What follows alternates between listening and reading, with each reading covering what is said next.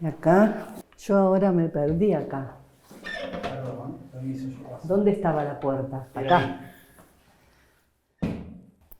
Poquito de olor. Y acá estaba un portón azul y habían 4 o 5 escalones que ya daba al garage y después se cruzaba en diagonal donde estaban las habitaciones, donde nos ponían ahí cuando nos traían. Estamos en Córdoba y Moreno, en el Museo de la Memoria, en el ex segundo cuerpo de ejército de su sede, y específicamente en este lugar es donde me hicieron el Consejo de Guerra.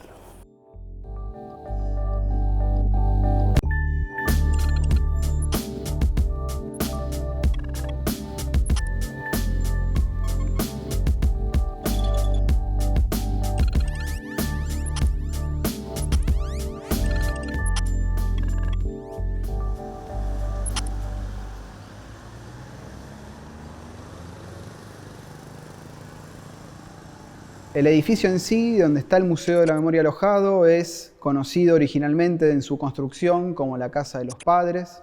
Fue un edificio diseñado por el arquitecto rosarino Ermete Di Lorenzi en el año 1928. Básicamente tiene un rol social, ¿no?, para la familia. No era donde habitaban ellos, sino que era el lugar donde se hacían las reuniones sociales que la familia organizaba. Luego, en la década del 30, finales del 30, comienzos de la década del 40, la propiedad fue vendida al Estado Nacional, más específicamente a lo que en ese momento se llamaba el Ministerio de Guerra.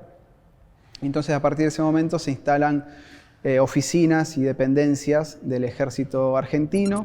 Ya en la década de los 60 es cuando se crea el segundo cuerpo del ejército y la comandancia es el edificio de Córdoba y Moreno, es este edificio. Con un soldado adelante y un soldado atrás, digamos, y siempre con las manos atrás. Digamos, eso teníamos atadas las manos. Entonces subíamos por acá, vamos. Esto no tenía luz, estaba todo oscuro. Y después subíamos por esta escalera. Sabíamos que era el segundo cuerpo de ejército, sabíamos que estaba Jáuregui en ese momento. Lo que no sabíamos era el destino.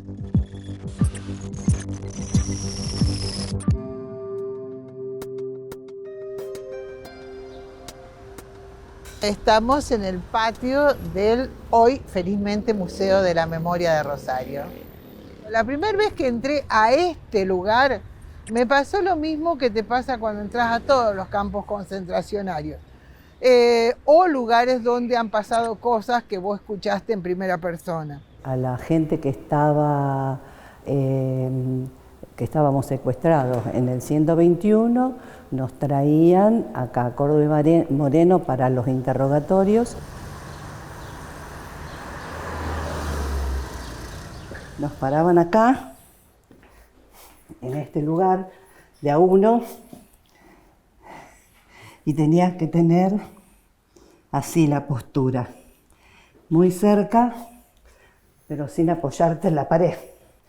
Acá un rato, 1 hora, 2 horas, y ahí nos llevaban para acá. Y entrábamos en esta habitación. Un consejo de guerra era un juicio militar, sin ser militar. Estaba compuesto por un tribunal todo de militares y el fiscal y los abogados defensores eran también militares. Acá se hacían consejos de guerra. Por acá transitaron presos políticos, los que estaban, entre comillas, legalizados y los que estaban desaparecidos, desaparecidas. Aquí hubo tránsito de personas ilegalmente detenidas y hubo violación a los derechos humanos por el simple hecho de estar transitando en esas condiciones. En algún momento se discutía que acá no se torturó, pero vos, prisionero político, inocente, te traen esposado encapuchados, te tiran 24 horas en una carpa en el patio, o te atan con grilletes como se encontraron en el subsuelo, o te hacen un juicio militar sin ninguna garantía ni derecho, atado. Por lo tanto, para mí sí fue un lugar de tortura, emblemático por lo que significó. De acá salían las órdenes de vida o muerte. Y desde acá se controlaba militarmente hablando, y en épocas de dictadura políticamente hablando también, 6 provincias de Argentina, todas las del litoral: Santa Fe, Chaco, Formosa, Misiones, Corrientes y Entre Ríos. En ese periodo se transforma en una referencia total y absoluta en términos sociales y políticos del poder que residía en este lugar, el poder militar que residía en este lugar. Y en la última dictadura, familiares de desaparecidos y desaparecidas venían a este lugar para buscar algún tipo de información y de certeza sobre el paradero de sus familiares. Cruzando en diagonal tenemos la Casa de Gobierno y el centro concentracionario, que todos dicen clandestino. ¿Qué clandestino? Ilegal, nunca clandestino, estaba en una de las esquinas de la Casa de Gobierno. En esa comisaría era el campo de vida o muerte de Agustín Fesej, comandante de Gendarmería. Él y su patota son los que asesinan a todo lo que hay de Rosario y sus alrededores, porque no nos olvidemos que el comando tenía bajo su égida a 6 provincias. La causa Fesej realmente era muy importante, eran todas las denuncias originales y demás. Y estaban guardadas en el Poder Judicial intocables, porque, bueno, Fesej había mentido que se había muerto y por lo tanto la causa terminaba. Uno dice, es verdad, a mí no me pasó nada, pero a veces leerse la causa Fesej no es fácil. Necesito psicólogo. Y nuestro psicólogo de alguna manera era salir a pelear. En octubre del 82, después de la Guerra de Malvinas, el segundo cuerpo del ejército se retira de este lugar. Entonces el edificio pasa a tener una especie de usos varios, usos múltiples. La Facultad de Derecho, que se encuentra enfrente nuestro, usó algunas de sus instalaciones como aulas. La municipalidad también usó el edificio para oficinas de la Secretaría de Obras Públicas. La idea de museo la tomó un concejal, Berecy Artú, en el año 1996. Empezamos a hacer reuniones en una comisión pro museo en el Consejo Municipal con todos los organismos de derechos humanos. Que estamos hablando del 96, 97, 98, 99. Las palabras memoria, verdad, justicia, genocida, genocidio, todavía le faltaba mucho camino. Y la idea era acumular evidencias. ¿Por qué? Porque todos los familiares, las madres, las esposas, la gente misma de la sociedad te decía que tenía objetos o cosas de la dictadura, tanto que podía acumularse en algún lugar o se podía contar. Mucha gente que vio pasar, digamos, la dictadura por una pinza que estaba justo en esa esquina o que no podía entrar a su casa porque había un allanamiento al lado, entonces dice, a mí no me pasó, pero yo lo vi. Entonces, ¿a dónde se colocaba todo eso? Que está disperso, y todas las huellas de los desaparecidos, digamos, que están dispersas por la sociedad. Y esa era la idea de poder acumularlo en este espacio. El museo es creado en 1998 a través de una ordenanza municipal del Consejo Deliberante de la Ciudad de Rosario, con el objetivo de cultivar, proteger y transmitir la memoria de los horrores vividos durante la última dictadura militar. Desde el año 98, en febrero, que sale la ordenanza, sigue trabajando la Comisión Pro Museo hasta noviembre del 2002, que se llama concurso para el director de este museo.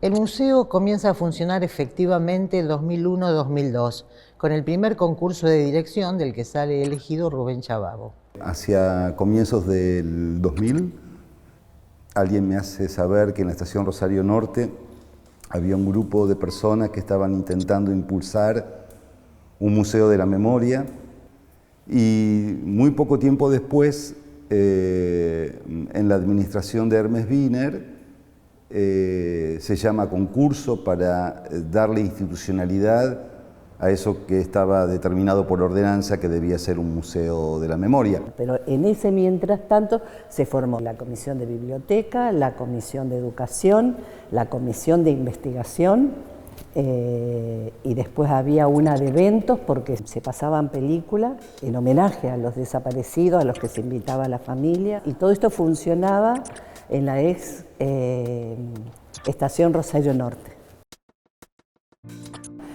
Se estaba por vender el edificio y pasó Yelpi, que sigue como director del Fontana Rosa, que antes era Centro Cultural, fue y lo comentó en la comisión, que a él le parecía que este podría llegar a ser el lugar. Y ahí nos apropiamos todos de esa idea.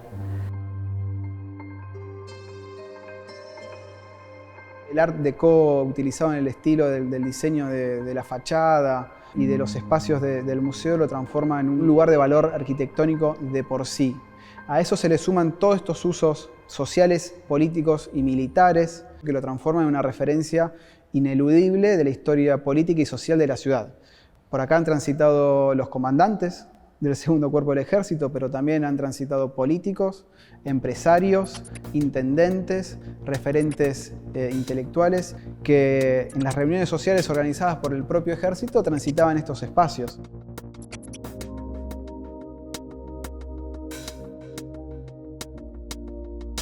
La casa tiene una presencia única, es de ella. Yo siempre digo, podés tener dos museos acá.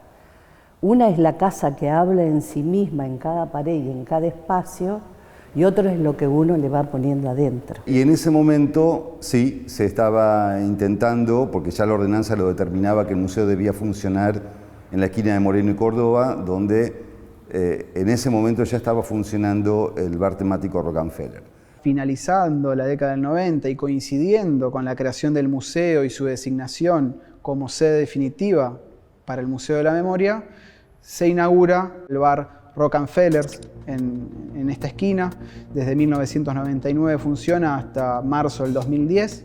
Aquí existía un bar muy exitoso que alquilaba este espacio y al que de alguna manera las autoridades municipales durante mucho tiempo no pudieron desalojar. Así que había que dar esa lucha, esa batalla para que el museo comenzara finalmente a funcionar aquí.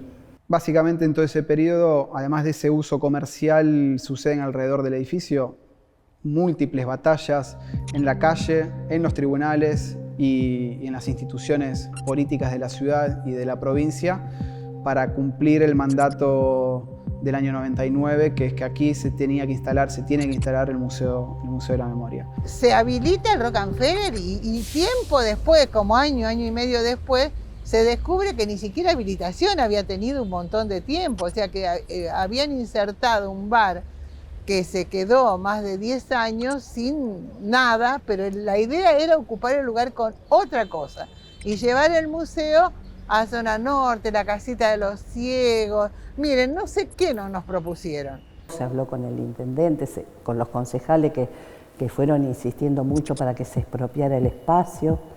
Se pidió ayuda a la nación. También recuerdo que esos años eran los de empezaba una efervescencia de la memoria y del lugar que ese primer kirchnerismo le dio a los derechos humanos. En el 2000 se firma la expropiación. Fue la decisión política del gobierno de Rosario que nos permitió, que nos hizo luchar tanto. Acá era donde se hacían básicamente todas las acciones cuando esto no era Museo de la Memoria.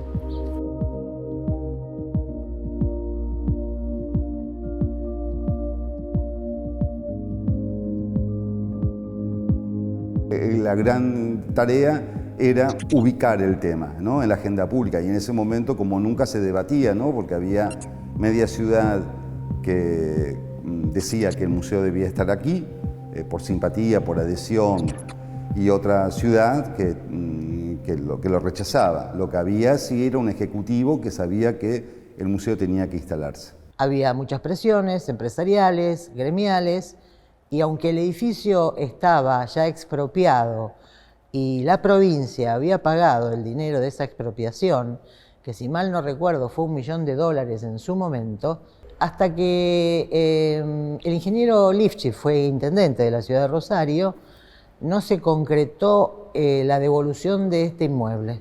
Digo, 2010 ya comenzaba a funcionar la grieta y este lugar también era un lugar que no era para cualquiera. Un día vamos a visitar a los responsables de la municipalidad y le decimos que toda la comisión renuncia, aunque el director de forma inmediata con una conferencia pública a los medios, si no se entregan las llaves de inmediato. Y fue un ultimátum, en 24 horas estaban las llaves.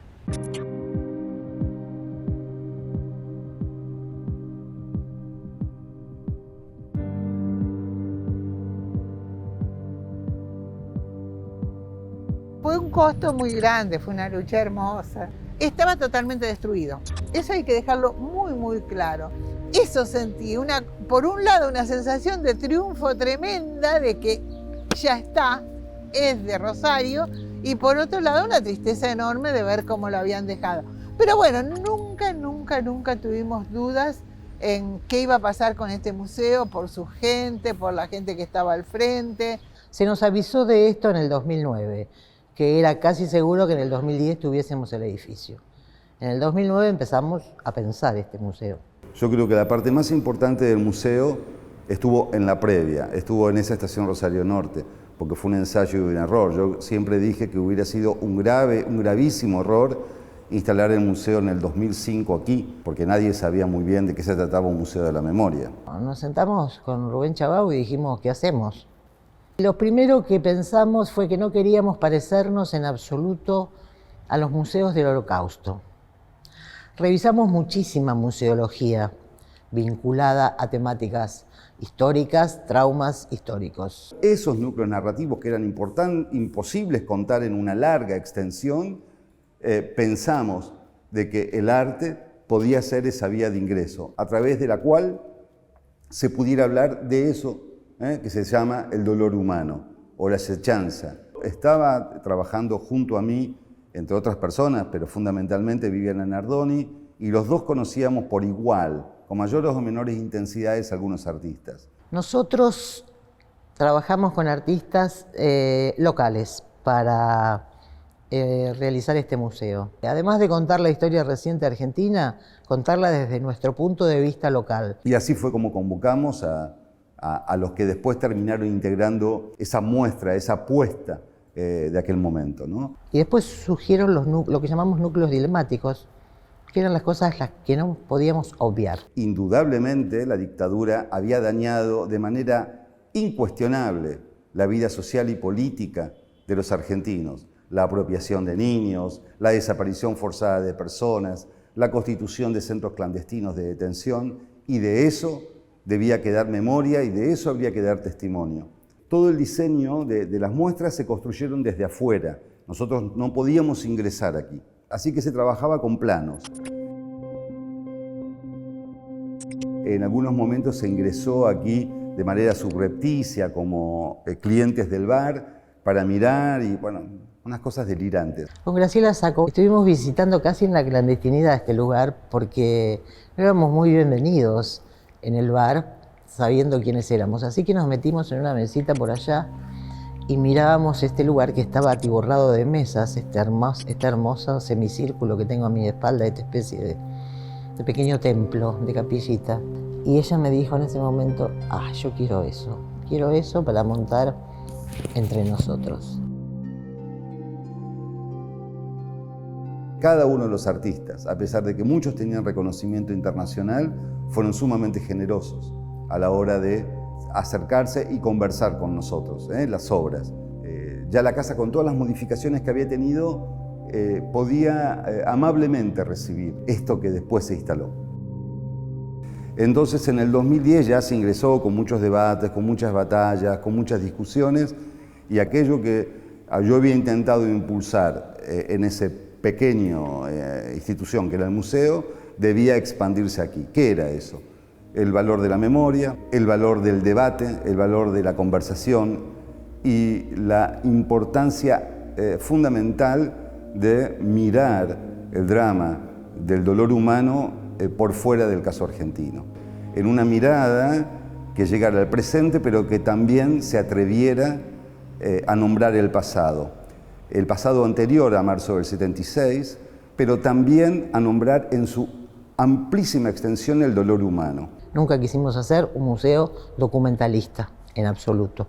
Para nosotros el arte y la representación era una manera de decir políticamente las cosas que había que decir. Y la idea de este museo no es darte a vos un paquetito y decirte, mira, toma, acá tenés todo, esta es la verdad, no te preocupes por nada, ya está resuelto. Sino que la gente lo piense, lo reflexione, lo discuta, está en todo su derecho.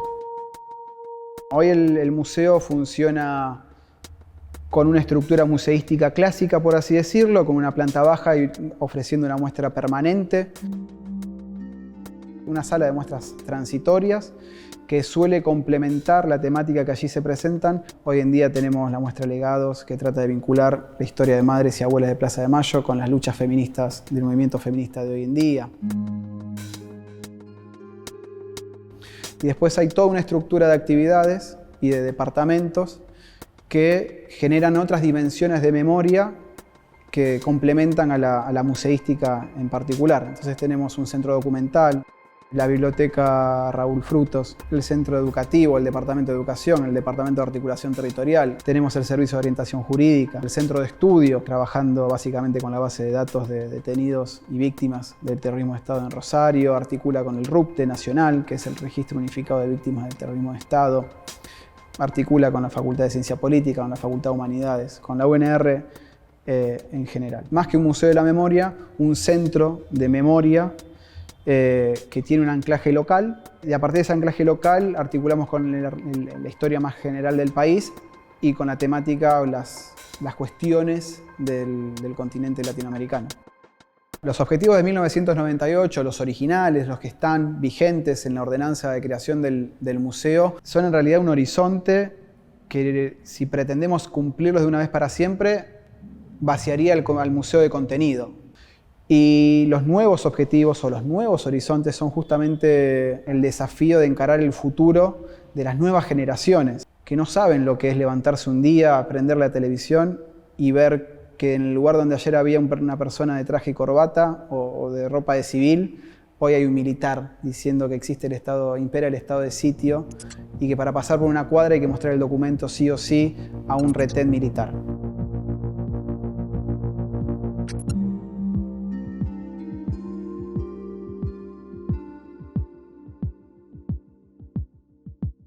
El Consejo de Guerra era allá atrás, estaba el tribunal, el abogado, los fiscales y el abogado defensor. Y acá estaba yo, en este lugar.